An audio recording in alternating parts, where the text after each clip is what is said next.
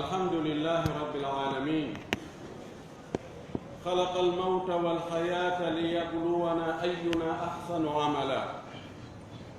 نحمده ونستعينه ونستهديه ونعوذ به من شرور أنفسنا ومن سيئات أعمالنا من يهده الله فلا مضل له ومن يضلل فلا هادي له أشهد أن لا إله إلا الله وحده لا شريك له وأشهد أن محمدًا عبده ورسوله بلغ الرسالة ونصح للأمة وأدى الأمانة وجاهد في سبيل ربه وعبده حتى أتاه اليقين صلى الله عليه وعلى آله وأصحابه ومن سار على منهجه واتبع سنته إلى يوم الدين. عباد الله، أوصيكم ونفسي بتقوى الله عز وجل وطاعته والاستمساك بالعروة الوثقى، عروة الإسلام، عروة الكتاب والسنة، وتذكر ما بعد الموت والاستعداد له، فإن الموت حتم لكل حي ويستعد له بالعمل الصالح وبترك المعاصي. إن الموت يأخذ الفقير والغني ويأخذ المرؤوس والرئيس ويأخذ القوي والضعيف. وقد ثبت عنه صلى الله عليه وسلم قوله: أكثروا من ذكر هذه اللذات.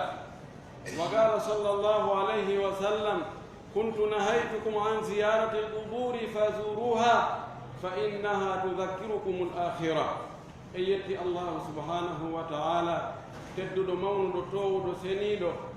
بجو moƴƴiiɗo e meeɗen waɗi en ɓiɓɓe adama tedduɓe, waɗi en julɓe, waɗi en jeyaaɓe e moftinelaaɗo muhammad sallllahu alayhi wa sallam. moƴƴori e meeɗen nemaji heewɗi ɗi limugol anndata no foti, hino ko ñaamete, hino ko yarete, hino ko ɓornete, hino ko waɗɗete, hino ko waalete, hino ko duncitorte. wa in tauddu nicmatallahi la tuksuha. sen linti nemaji allah ɗi o nemini en, o moƴƴi e meeɗen, en anndata ittiri majje no ɗi foti. kono neɗɗo on sinamo allah faabi, neɗɗo on ko heewuɗo dullugol, andita ko faɗi kon tum, wowla fii ɗum ɗon yeynitira ɗum ɗon, min mi heɓaali ɗum, mi heɓaali ɗum, mi mara ɗum, on tigi yejjita ko allah moƴƴi e makko okkorimo kon, ɓayt pellet dokkal allah ngal hay gooto faɗaade. en yettimo ko kanko tagi nde tagore nde fof mayre, fii yo tagore nder rewmo wootinɗinnamo, o tagi gurdam ɗan, o tagi mayde nden, fii jarribagol en, ndarndo en, tawsi en moƴƴina golleeji ko wi'aɗen yi en gollu kon. o waɗi nde mayde ɗo, ko nde ɗo woni lannoode kala ko tagaa kon, ko ɗon woni rawnoode nden, ko ɗum ɗon hombirtee. en seedi ko reweteeɗo alasmana o allah gooto. hiɗen seedo wonde o nelaaɗo meɗen mouhammad ibne abdillah ibne abdilmoutalib, o ko jiyaaɗo allah kono ko nulaaɗo allah, ko o ɓuri moƴƴude ko allah tagi kon fof. allah neliimo haa e meɗen, fii yo hollu en ko honɗum allah yiɗi ye en waɗu, fii yo hollu en nafooreeji meɗen ɗi heɓeten ka aduna ga e ka lahara. hiɗen seedo wonde o yottinno, o laaɓani mofte ɗen reedu, o andini en kala moƴƴereeji ka iwranta en, o rerɗini en kadi yo en waɗu, o noddi en e muɗum, o waɗi, o ekkiti en kadi. yo allah juula e makko, juula e sahabaɓe makko ɓen fof, juula e kala jokkuru ɗina kaɓe jokkuno kan, allah tawara kandina ɗon jokkuɗen. allahumma amin. musidɓe julɓe tedduɓe, hulen allah towuɗo o, allah no mawni, allah no teddi, allah no jogii lette ɗe heƴata e meɗen, allah no mari nemaji ɗi en gasata e ɓaawo muɗum. hulen allah, yiɗen allah, rewen allah, wootinɗinnen allah. ko ɗum ɗo woni njooɓa ko tawreten allah kon lahara, wonande faalaɗo daɗugol yiite naata aljanna. ko ɗo woni hattirde malal. faman zuhziha anin naari wa udkhila aljannata faqad faza. mo woɗɗintinama yiite, o ɓannama ka aljanna, o naadama, o luttinama toon en mbaharay o mali oɗo gañike hulen Allah dowuɗo o anden ɗan gurdam men ɗo ko gurdam jarrabuye ko gurdam golle wona luttayɗan kadi nelaɗo meɗen makani en o maaki hebbine andutugol nde mayde taƴayde ko weli taƴayde dakamme sukkintinnayno nde neɗɗo kaw sukkino tawi hari weli ha nde arande taƴa ɗon ɗon pat wa yusbihu habara kana on tigi wonta hari ko ɗo ɓe arayno hari ko ɗum ɓe makayno hari ko ɗum ɓe nafotono hari ko ɗum ɓe yiɗuno nelaɗo maaki heewen andutugol ɗum sabuna mo yejjiti andutugol mayde si Allah faabakimo golle makko ɗen ɗe bona mo juutini yela juutini tamam tanjinike kañum siwa eɓɓoyi ka woɗɗi tawi mayde nden no heɓɓi gani ɗo moƴƴata laaɗo maaki hebbine andutugol nde mayde taƴayde dakalni yirbina ko mahano saaka ko mooɓino saabina ka wuurno andite nde mayde o maaki hari mi haɗino on yahugol ka berɗe juuroyo sina hara ko surroygol kono yahe ndaaron ɗaɓruuji ɗin ɗimmoɓe mon waaliɓe toon ɓe yahe ndaaron ɗum andintinnayi on laahara wallahi no haani ko ɗum waɗi oɗo karamokojo lanɗo almamijo moƴƴo wiyeteɗo Omar ibn Abdul Aziz ɗen andi oɗo ko e umara bani Umayya o jeeya kono o serti e maɓɓe kamɓe attinoɓe mo ɓe boyi ka nunɗal ka peewal ka kulol Allah ka fotindirgol hakkunde ɓe laamiɓe ko ɗum waɗi hiɓe jammamo ɓe inna khamisul khulafa'i rashidina ɓe inna ko njowa ɓo e ɓe lontiɓe feewuɓe ɓe nayo kanko watti njowo fi kala hakkunde maɓɓe no woɗɗodiri intervalle waɗo hakkunde maɓɓe no woɗɗiti moƴƴi ɓe bakkidiri mo ka numɗal e ka kulol Allah e ka peewal e andugol no laamorta yimɓe ɓen ɗon ɓe bakkidiri mo e Aboubacry Omar Ousmane Ali oɗo ñande goo wondiɓe makko no Maymun ibn Mahran ɓe yaadi e berɗe tawi ɗen berɗe ɗon soroɓe makko buyi lamɓe attinoɓe mo tawi ko ɗon surra Abdoul Malik ibn Marwan ibn Hakam e waaɓe no ɓen wayi o wulli ha waare makko nde loppi pat ƴaari gonɗi Maymun ibn Mahran inni ko on ɗum wullima o inni ama tara hadihi lqubur هذه قبور آباء بني أمية فلان وفلان وفلان الذين ملكوا وشادوا وولوا وعزلوا وفعلوا كأنهم الآن لم يشاركوا أهل هذه الأرض من ملذاتها ومن داري كبروجي لم ببابرا بأن waali ɓe ɗo kaari en ɓe waali ɓe ɗo ko ɓe wonno lamɓe fewjayɓe ɓe itta ɓe watta ɓe towna ɓe jolna ɓe ɓattina woɓɓe ɓe woɗɗina woɓɓe ɓe mooɓi ngaluji aduna ɓe heɓi ko weli hande hiɓe waali ɗo a sikkay ha hande ɓe meeɗa tawtude yimɓe o aduna ɗo fi heɓugol dakammeji ko aduna ɗo heɓugol ko weli ko aduna ɗo o wi ɗum ɗo no haani ka wullina goɗɗo ko ɗum waɗi Ousmane ibn Affan radiallahu taala anhu si o arino o yi gaɓuru o wullay no ha yimɓe ɓen anida e makko ha ɓe wimo ene an fi aljanna wowlete fi yiite wowlete fi darngal wowlete tawa wullata kono si ɗaɓru manazili min manazili l'akhirati faman naja minhu fama ba'dahu aysaru wa man lam yanju minhu fama ba'dahu ashaddu o wi ko wullini mi kami o ƙabru ɗo mi naninela ɗum ma ƙabru ndu ko ndun woni galle arane e galleji laahara werde aranere e werdeji laahara o maaki mo daɗi ɗon harayno tanƴina yeeso ton ko daɗa hoyay yeeso ton hoyay mo daɗani ɗon o maaki ko woni yeeso ton kon ko ton ɓurta sattoyde ñande goo nelaɗo sallllahu alayhi wa sallam himo torode sahaba e makko ɓe o hayni jama no moɓodiri o wi ko honɗum ɓe moɓodiri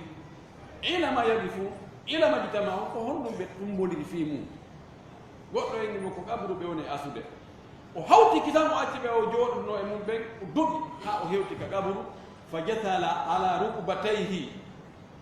hawla al qabri wa baka hatta tallat l ardu min dumu'ihi wa qala limithli hadha al yawmi fasta'iddu o dogi o ari o jicci ka ƙabru on wona asere ɗon o jicci o wulli o wulli o wulli ha gonɗi ɗin jaari hibbi ka leydi leydi ndin ka gomɗi ɗin woni e sintugol ɗon leydi ndi loppi o maaki sifa ngal ñallal ɗo sifa nde ñalande ɗo nde o ɗo wona ɗo e asanede ɗo hewti heblane nde nde are heblane nde ida mayde feere ala ala daɗorgal ala ka takkoɗa ala ka rewa ala no gerda ha an e mayde nder ronka tumbodirde e mayre inna al mawta alladi tafirruna minhu fa innahu mulaqikum nde mayde nde dogo toon on fotta e mayre on fottay nande hewton nde o yalde hewton ko wi on fottay allah wi nelaɗo innaka mayyitun wa innahum mayyituna thumma innakum yawma alqiyamati inda rabbikum tahtasimuna an muhammadu a maaye ɓeeɗo kadi ɓe maaye ɓe ayɓe ma faalaɓe ya maayu kamɓe kadi ɓe maaye a daɗata ɓe daɗata on immintinnoyte yeeso jeyɗo on ñaawi ɗo andon ko hombo jogii goonga ko hombo tooñuɗo hombo woni tooñuɗo ko hombo woni tooñaaɗo ɗum laaɓoya yawma alqiyama ko ɗum wasa umar bnu khatab no hewno maakugol lawna alqiyamatu la kana gayra ma tara o wi harana darngal mum harana andugol darngal ngal daroto mo be hetta kuuɗe golle mum ɗen o wi naano yiiroton mi yiirayno ɗon mi o wi o yiyani nange noon e goo o wi kono gasi min mo tooñi mi wakkilo mi muñño mi eto mi waɗa ko moƴƴi musidɓe julɓe tedduɓe ande nde mayde feere ala beende ara ɓaynum ko beende ara heɓulan ɗen nde heɓlan ɗen ko wono yeeso ton kon ɓay ko joddi ko gollano ɓaawo mayre kon la dara lil mar'i ba'da al mawti yaskunuha illa allati kana qabla al mawti yabniha fa in banaha bi khairin taba maskanuhu wa in banaha bi sharrin khaba baniha si tawi neɗɗo maayi o wattama ka gabru yeeso ton ala galle ɗe o naatoyta o hoɗa sina hara o mahino ɗen ɗon ade o mayde si tawi o mahuno galle ɗen ado o mayde o mahirɗe no moƴƴiri o labini o pari o meebli o hoɗay ko foti tuuba lahu emba haray félicitation makko haray moƴƴi si tawi noon koko boni o wanno haray ko hettay ko boni kon ko ɗon o hoɗoyta en torki allah allah waɗo en mahoɓe galleji lahara hara ko mahande moƴƴere yo tawde hiɗen iwa ko hawre leydi ɗo wonta e nder mayri yo taw hara allah windi en naatoɓe aljanna aqulu ma tasma'una wa astaghfirullaha li wa lakum wa li sa'iri muslimina min kulli dhanbin wa khati'a fastaghfiruhu innahu huwal ghafurur rahim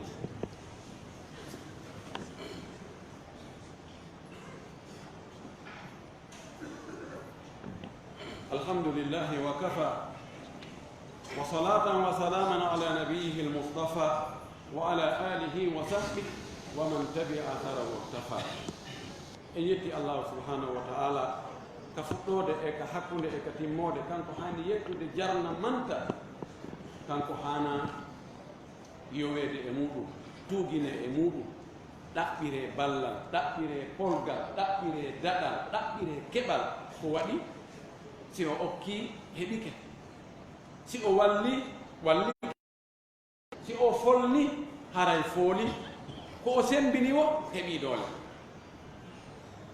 ko o wallali o yahata. en torike mo jeeji mo yo wallu en, yo sembin en, yo mallu en, yo dandu en, yo waɗu en moƴƴuɓe ka aduna, moƴƴuɓe ka laafa. anden haray no haani ɓay en andi pellet en wuuri ko pellet en maayo. On tigi laamorali fi wota o maayo, o marirali jawdi fi wota o maayo, o jangirali fi wota o maayo, o teddirali fi wota o maayo, o heɓirali konuji fi wota o maayo. eɓɓanen ko honɗum wono yeeso mayde nde, woni yeeso mayde toon kono no ɗuuɗi. eto ɗen moƴƴinen ka diina meɗen, préparo ɗen, eɓɓirnen ɗum waɗugol ko Allah farli en kon taw, o yamiri en kon yo en waɗu, daro ɗen waɗen ɗum. farillaji makko ɗin taw,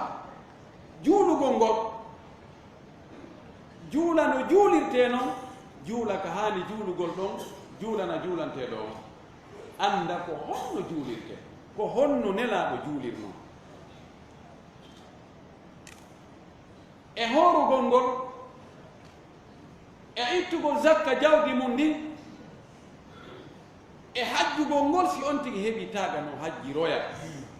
tugaali l'islamu ɗen etoɗen ɗeɗo tabita. jangen nde deftere Allah alqur'anare nde, sa jangi harfere wotere ɗa mari baraji 10.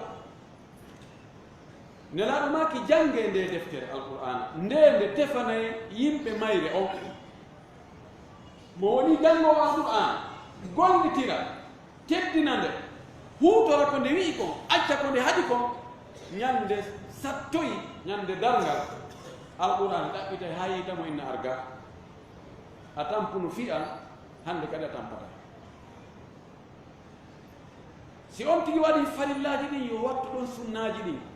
nelaɗo makani en e hadise kudusi wonde Allah subhanahu wa ta'ala o wi'i jiyaɗo an on ɓattorali lan, hunde welayde lan, wasi tawi o waɗi taw komi farde hoore makko ɗum. so gayni ɗum o sertata himo ɓattoranmi kadi naafiloji ɗin ha mi yiɗamo. si mi yiɗimo haray hande kadi mi commandikemo komi yiɗi kon tum o watta. musidɓe julɓe tedduɓe, o zaman mo fewliɗen ɗo, mo ɓe no foti e yiltitade e wonki munkin, kañum tun e wonki munkin yewtida, landi to wonki munkin enen ko honɗum eɓɓanɗa fi lahara, ko honɗum ardinɗa yeeso toon ko tawoya, ko honɗum préparanɗa fi nde mayde, ko honɗum eɓɗa ko jaɓɓora nde mayde. yo on tigi ndaaro ɗum ko eɓɓirante ko jogagol finde sellude, eto heɓa diina sellu ka keñ, wona moƴƴuɗo jikku, hunnowo aadi, okkowo, nafowo, rentiiɗo e waɗugol piiji bonɗi ɗin ko Allah haɗi kon on tigi woɗɗito ɓay himo waawi wonde e ɓaawo mum. tawa o fenata, o janfatako, o ño'ata, o waddinirta, o tooñata, o rento ko woni hakkunde makko e yimɓe ɓen. nelaaɗo maako no ko hajjatul wada o wi Allah subhanahu wa ta'ala o wi'i en ya ibadi inni harramtu dhulma ala nafsi wa ja'altuhu baynakum muharraman fala tadhalamu. jiyaaɓe an, min mi harmini e hoore an tooñugol, mi tooñata few e hoore. si Allah tooñi goɗɗo, si tawi ko tooñaynoɗo, si Allah tooñima waɗima goɗɗum, ala ka wullitoɗa, ala hay nokku ka naɓa waɗa plainte, awa miɗo waɗi ɗo plainte Allah no tooñimmi, ala. kono kanko o wi mi tooñatami few, mi waɗi kadi tooñe ɗen hakkunde moɗon ko harmude, wota on tooñiɗirde. nelaaɗo sallllahu alayhi wa alihi wa sallam ñande goo ɓay ɓattike kaɓe faatoto o maaki heeko onon yo julɓe kala annduɗo no tooñi siɗɗo muɗum no joganimo haqqe hen woni ko o tooñirimo ko ka jawdi woni ko ka ɓanndu makko woni ko ka ɓeynguure makko woni ko ka teddungal makko kala ka tawata o tooñiri siɗɗo makko o yo eto o faamodira e makko o toromo yo yaafomo gila jooni haande hewtoyta ñalla ngal are pellet tawa nde ñande mbuuɗu alaa wona dollar wona euro wona franc mbuuɗu alaa few tawa nde ñande tooñeeji ɗi ɓe on tigi tooñi ɓen ko ka baraji makko sino woodi ko ɗon ittetee ɓe yoɓitee laaɗo maaki si tawi ɗum baraji alaa ma ɗum baraji ɗin lanni tawi ɓe o tooñi ɓe o jogani haqqeji ɓe lannaali itte e bakatuji maɓɓe watte e hoore makko embere ko tooñinooɓe ko o mooɓe o bugi ka nder yiite nelaaɗo maaki awa min domo mi tooñi wo yo an o yetto ɗo sika ka ɓanndu e ɓanndu siko jawdi mi yoɓa yo wowlu jooɗi de so yafata ha goɗɗo innimo hey min hiɗa tooñinoomi hiɗa cukkunoomi ñande goo mi faala yottaare nan maaki bisimilla yottagol fewno ɗo no ɓuranimi a yot ittoyegol e moƴƴi anni jonniteɗa oɗo noon komo Allah yaafi bakatuji mum ɗin fof oɗo o réserve nama woni ok kadi ka VIP ka aljanna ɓuɗo towde o wi ñande goo hariɗa fewnde ɗo saffuji a jogii labbeeru cukkuɗami ɗo mi fanki tu ɓayno a inni joni ko yottago min mi yottoto kano maki awa ino yorburu andu yorburu e yorburu eyno ɗo gawal nga yotto o wi a ñorotogo e ɓay min fewndo ka tufatami ɗon ko ɓanndu ndum tigi wona e hoore coñco a ñoroto ha mi yiya guri ngi ko ɗon mi tufata ɓanndu maki bisimilla sahaba e fof nalɗi maki o tufay laaɗa ala hen ɗo ɓe faala sakkan laaɗa maki o wayi ko min wi yo yotto am kantuhu an yantaqima ko min newni yo yotto si o yottaki ɗo ñande dargal Allah wi yo yotto kene o darata wi o gasta yo yotto o ƴetti gawal ngal ɓe sikki o tufay joni ma o cukkay joni o bugi ngal to o ari o tuuɓi nelaɗo sallallah alih w sallam o muri ɓuri ɓanndu maɓɓe mum o wi hari no maɓɓinimi no aanini mi taw si a maayay mami maaya tawa ɓuri men ɗin ɓattu foppodiraali tawi ko teddungal o faala shahide on ɗo ko wonde neɗɗo mo bee yo eto régila probléme ji mum ɗi hakkunde muɗum e siɓɓe mumɓe so tawi on tini jogii tooño wonen yimɓe moƴƴuɓe wonen hulooɓe Allah wonen joggiɓe jikku wonen newiɓe nelaaɗo men sallllahu alayhi wa alihi wa sallam o piyani e mise Allah mantimo jarne o inni an Muhammad an hina jogii jikku mawɗo jikku tedduɗo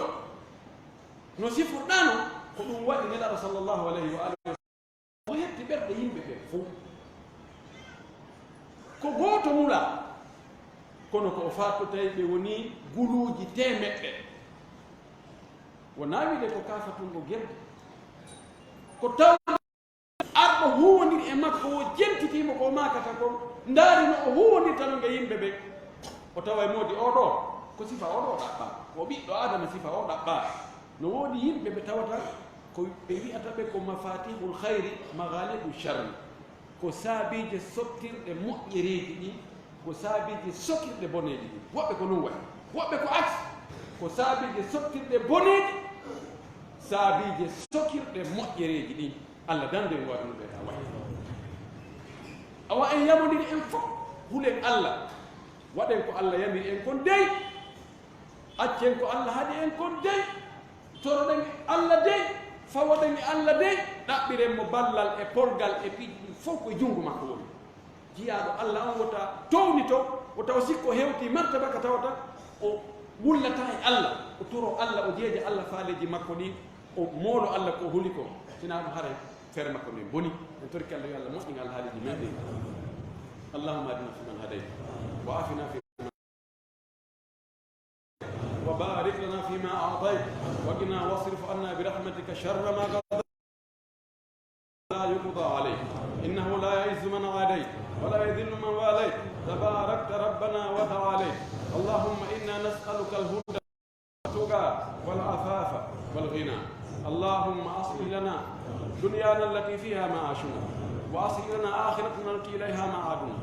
اللهم اجعل الجنة هي دارنا وقرارنا اللهم لا تجعل الدنيا أكبر همنا ولا مبلغ علمنا ولا إلى النار مصيرنا اللهم اجعل الجنة هي دارنا وقرارنا اللهم اجمع كلمة المسلمين على الحق اللهم اجمع كلمة المسلمين على الحق اللهم انصرهم على أعدائك وأعدائهم اللهم قوي شوكتهم ووحد صفوفهم وسدد رميهم وانصرهم على عدوك وعدوهم برحمتك يا أرحم الراحمين اللهم ول على المسلمين خيارهم اللهم ول على المسلمين خيارهم وقهم شر شرارهم اللهم إنا نزرعك في نهور أعدائنا ونعوذ بك من شرورهم اللهم إنهم قد طغوا وتجبروا وتكبروا وسعوا في الأرض فسادا اللهم إنهم لا يعجزونك اللهم أحصهم عددا واقتلهم بددا ولا تغادر منهم أحدا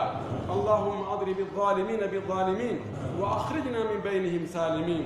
ربنا آتنا في الدنيا حسنة وفي الآخرة حسنة وقنا عذاب النار ربنا هب لنا من أزواجنا وذرياتنا قرة أعين واجعلنا للمتقين إماما اللهم احفظنا من بين أيدينا ومن خلفنا وعن أيماننا وعن شمائلنا اللهم احفظنا اللهم أحطنا برحمتك أرحم الراحمين اللهم أحطنا بحفظك ورعايتك وعنايتك اللهم من أراد بنا وأراد بلادنا وأراد أزواجنا وذرياتنا وإخواننا وأصدقائنا وأراد اللهم من أراد بهم سوءا وشرا